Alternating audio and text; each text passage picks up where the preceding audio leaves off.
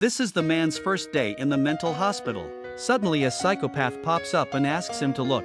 How many fingers are these? The man answered 4. But the old man says he's an idiot again. Turns out the old man is a billionaire. Unfortunately, he suffers from genius syndrome. And the man, he's a suicidal depressive. He can't find the meaning and value of his existence, so he took the initiative to seek treatment in this mental hospital. At night, the man approached the old man. He wanted to know what the answer was, but he accidentally saw a paper cup on the table that was leaking, so he taped it up. The old man told him that if you only focus on the surface of the problem, you can't see the real answer. Should look at me and see the bigger picture. And so the man saw 8 fingers. The old man says, "Thank you, Patch." And the man wonders, my name's not Patch. At night when he went to bed, his roommate was sick again. He felt that as soon as he got out of bed, squirrels will bite his 2 nuts. So he couldn't go pee for the whole day. The man suddenly remembered the old man's words. That's how it happened. The man and his roommate had a battle against the squirrels. The roommate went to the bathroom without worrying. The man finally realized why the old man called him Patch. It means repair. Maybe he could help more patients to live. After he left, he changed his name to Patch. After that, he spent 2 years. He got into the most prestigious medical college in the province. At the commencement ceremony, the dean said, "No human being can be trusted. The only way to show a doctor's professionalism and authority is to be unsympathetic." But Patch didn't listen to a word he said. Patch told Truman that what the dean had said today was bullshit. And then, afterward, they arrived at the hospital disguised as students. And that's when he came to a hospital room. It's full of kids fighting leukemia. Patch put a rubber ball up his nose. He was a clown.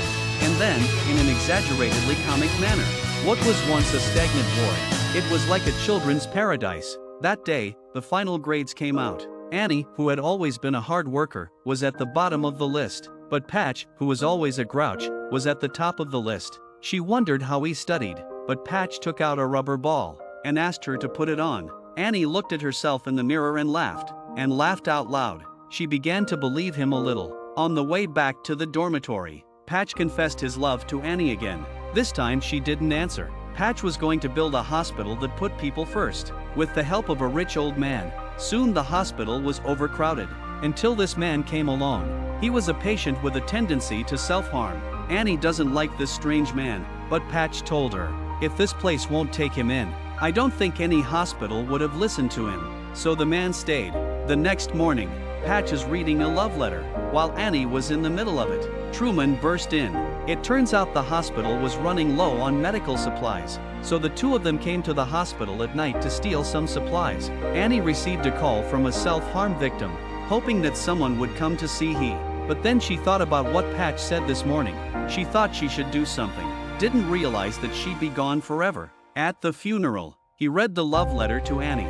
Patch couldn't hold back his tears any longer. At that moment, his life was lost again. Patch finally understood what the dean had said. Human beings can't be trusted. He decided to leave this sad place.